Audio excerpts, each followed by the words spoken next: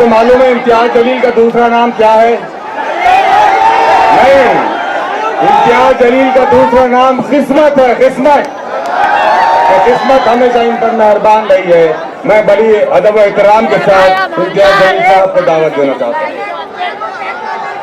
अस्सलाम वालेकुम रहमतुल्लाहि व बरकातहू। हबीब मिल्लत जनाब अकबरुद्दीन अवैसी साहब,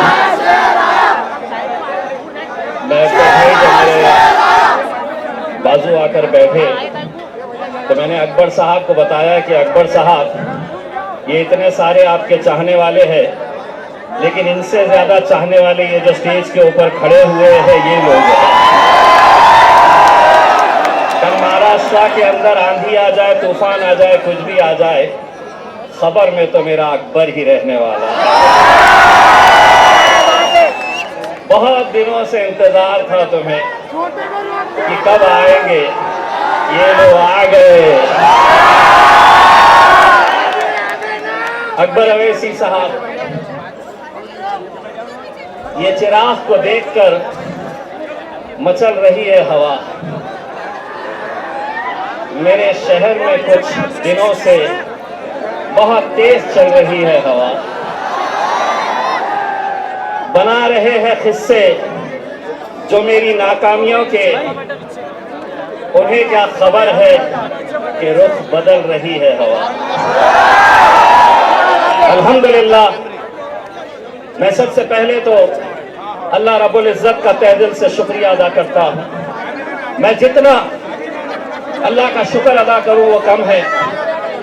ये मोहब्बतें, ये दीवानगी, ये जुनून पिछले 10 साल से आप में इसमें कमी नहीं, बल्कि हर बार ये बढ़ती ही जा रही है। आपने मुझे मौका दिया। बैरिस्टर असदुद्दीन अवैसी साहब, अकबरुद्दीन अवैसी साहब ने मुझ पर एतमाद जताया। 2014 में MLA बनाकर आप लोगों ने भेजा। 2019 के अंदर जब सारी दुनिया कहती थी कि MP बनना आसान नहीं है, लेकिन मेरे ये गयूर मुसलमानों ने, दलितों ने, पिछड़ों ने एक आवाज लगाई और अल्हम्दुलिल्लाह आपने पार्लियामेंट के अंदर मुझे भेजा। 2024 में जब हमें नाकामियों का सामना करना पड़ा तो यकीनन आप भी मायूस थे, मुझे भी अफसोस था, लेकिन उसके बावजूद भी मैं ये लेकर आगे बढ़ा कि आज जो भी होता है, अल्लाह जो भी करता है वो बेहतरी के लिए करता है। जो भी फैसला अल्लाह का होता है उसमें उसकी रजामंदी होती है। शायद हो सकता है कि अल्लाह ने वहां नाकामयाब किया था तो यहाँ कामयाब करने वाला है।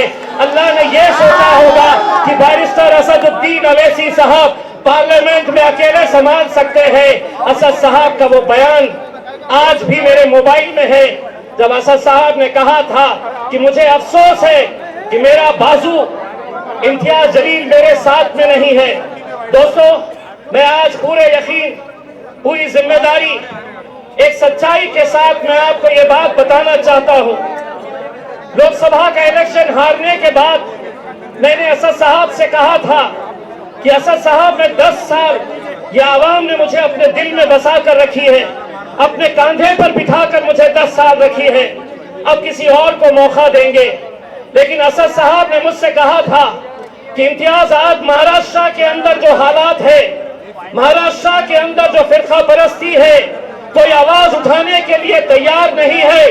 उन्होंने अपना हुक्म दिया कि किसी भी हालत के अंदर तुम्हें महाराष्ट्र की विधानसभा के अंदर जाकर इन लोगों की आवाज बनना है और लड़ना है हुकूमत से आंख में आंख डालकर। मेरे कायद का हुक्म सर आंखों पर, लेकिन आप उस साजिशों को भी समझिए कि जो आज एक उम्मीदवार को मजलिस को खत्म करने के लिए कैसे कैसे हथकंडे अपनाए जा रहे हैं, क्या साजिशें खेली जा रही है। नासिर सिद्दीकी साहब, जब उनके खिलाफ 2 उम्मीदवार खड़े हुए, राजनीतिक तौर के ऊपर कट्टर दुश्मन, वो एक हो गए, एक प्लेटफॉर्म के ऊपर आ गए और उन्होंने कहा कि अगर हम दोनों लड़ते रहे तो यह जीत जाएगा, मजलिस जीत जाएगी। वो जो इतने इतने हिस्सों में बटे हुए हैं वो एक हो रहे हैं, जिसका एक अल्लाह, जिसका एक रसूल। हम कैसे बट रहे हैं? हम क्यों बट रहे हैं? कौन बांट रहा है हमें? 28 उम्मीदवार, 28 उम्मीदवार पूरे महाराष्ट्र के अंदर सबसे ज्यादा मुसलमान उम्मीदवार अगर खड़े किए गए तो वो औरंगाबाद की पूर्व सीट से, जहां मजलिस इत्तेहादुल मुस्लिमीन ने मुझे खड़ा किया है, 28 खड़े नहीं हुए, खड़ा किया गया है।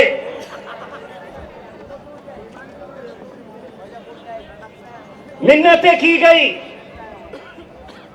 उन्हें समझाने की कि आज हालात क्या है। गाजापुर में हमारे घरों में घुसकर मारा गया, कोई आवाज नहीं, हमने आवाज उठाई।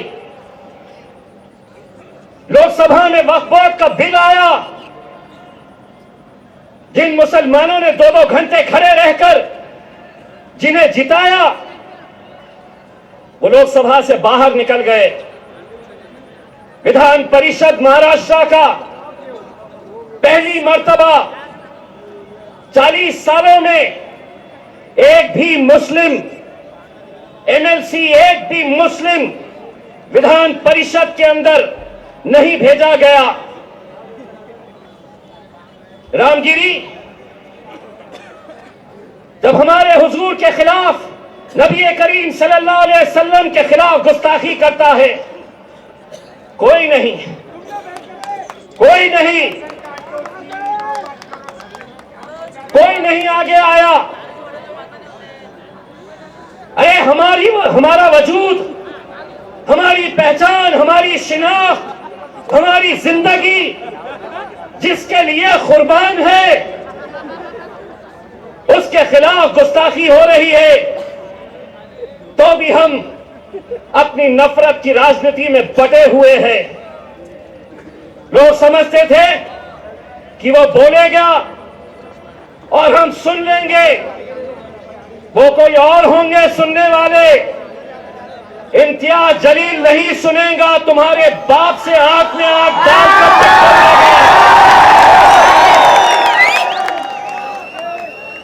एक आवाज हमने क्या लगाई?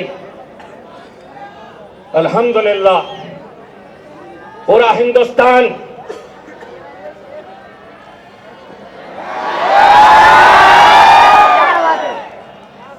पूरा महाराष्ट्र बोले इतने कहां से आए? इतने एक पैगाम देने के लिए हम निकले थे और एक बार फिर से कह रहे हैं, एक बार फिर से कह रहे हैं, आप हमें गाली दो, हमारे खिलाफ बोलो, हम सुन लेंगे, लेकिन हुजूर के खिलाफ अगर कोई गुस्ताखी करेगा, ईंट का जवाब।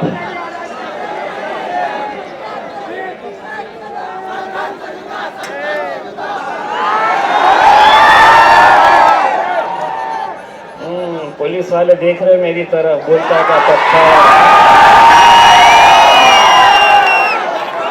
पत्थर बोलता क्या? पत्थर बोला कि केस होता मेरे ऊपर। तो मैंने भी क्या बोला? ईंट का जवाब। जिसको समझना था वो समझ गया। हुकूमत को हम एक पैगाम देने के लिए गए थे मेरे भाई। वो पैगाम था, बनकर तूफान, बगावत का सैलाब आएगा, अगर जुल्म हद से बढ़ेगा तो इनकलाब आएगा।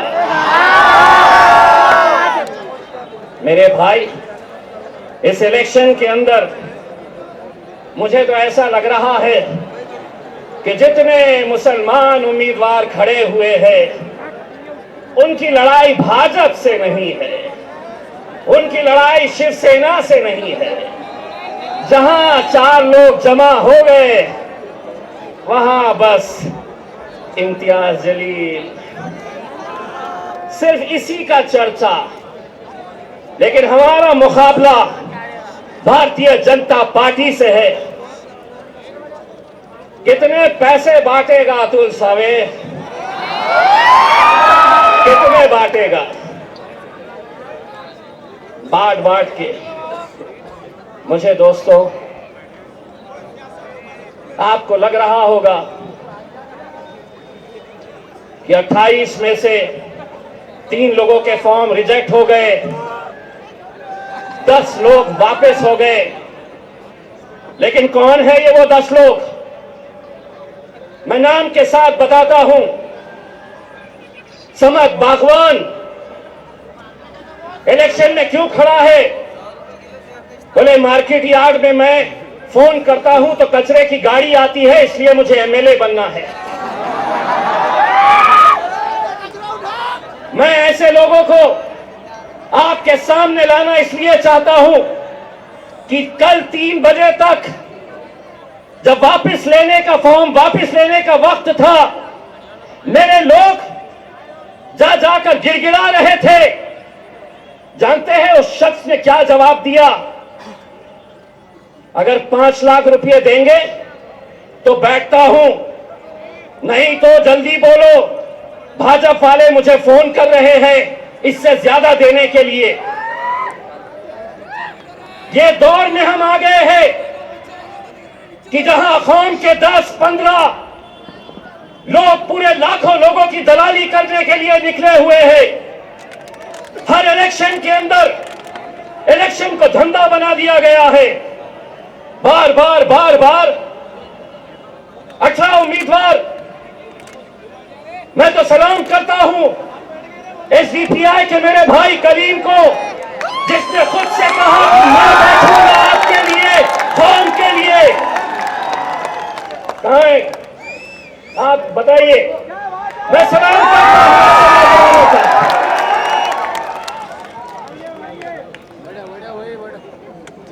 मोइन साहब भी है वेलफेयर पार्टी के, जो खुद से बैठ गए।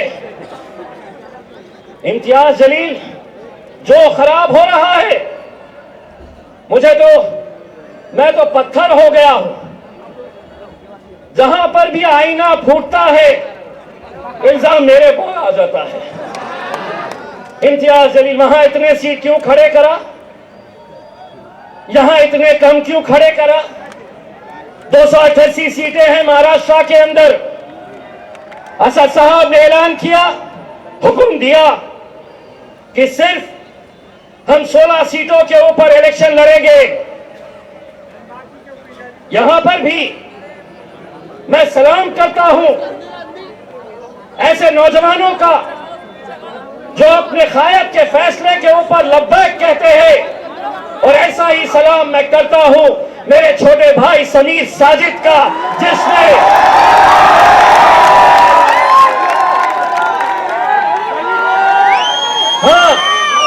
समीर साजिद भी नाराज हुआ, उसे भी थोड़ा गुस्सा आया।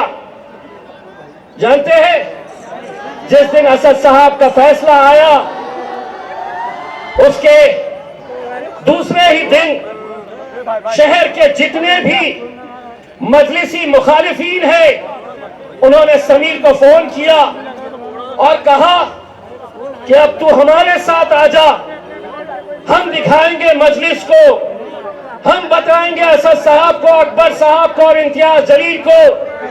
लेकिन ये नौजवान लड़के ने कहा कि मैं पहले भी मजलिस में था, आज भी मजलिस में हूं।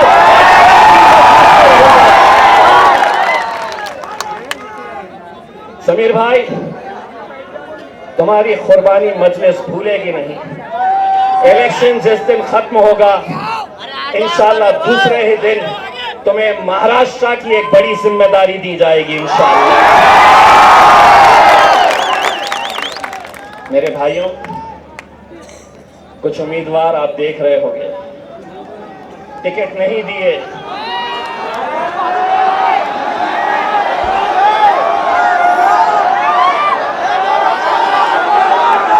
टिकट तो हमने इसे भी नहीं दिए, टिकट तो हमने कई लोगों को नहीं दिए, लेकिन क्या इसका मतलब यह है कि तुम इतने बड़े हो गए हो कि तुम अब मेरे खायद बैरिस्टर असदुद्दीन अवैसी और अकबरुद्दीन अवैसी के खिलाफ तुम महफिलें सजा रहे हो?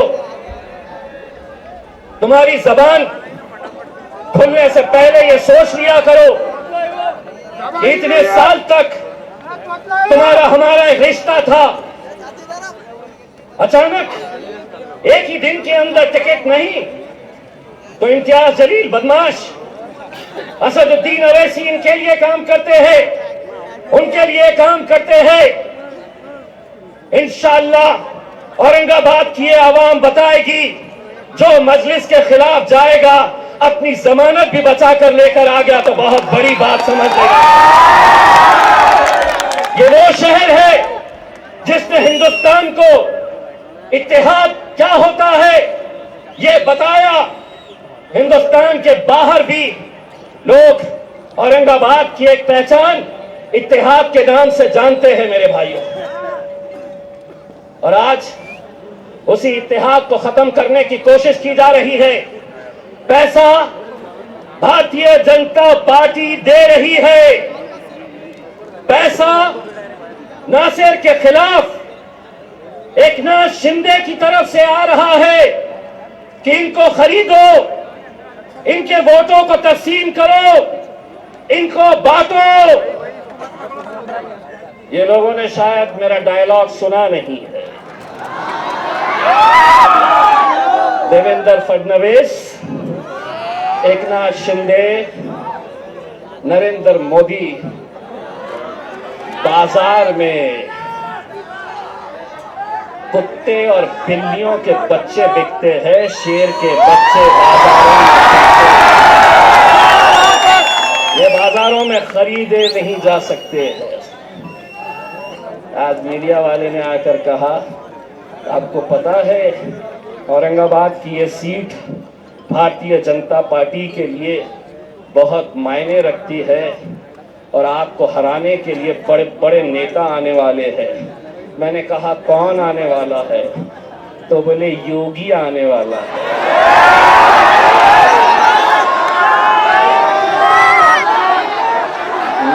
अच्छा,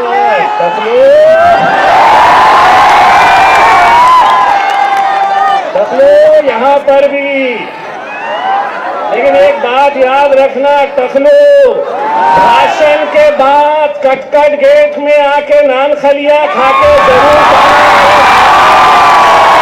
बहुत मजा आएगा। और योगी पे क्यों खत्म, लाओ जिसको लाना है। इतनी एक बात गारंटी के साथ कहता हूं, जहां तक नजर जा रही है, देवेंद्र फडणवीस, एकनाथ शिंदे, अजीत पवार, शरद पवार, उद्धव ठाकरे, नाना पटोले, पूरे के पूरे आ जाओ, इतने जमा करके दिखाओ।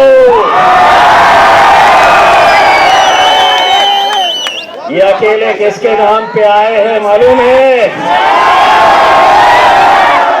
ये अकेले किसके लिए आए हैं? मेरा अकबर। 10 साल का इंतजार खत्म होने वाला है, पेटी बांध लो, मौसम बिगड़ने वाला है।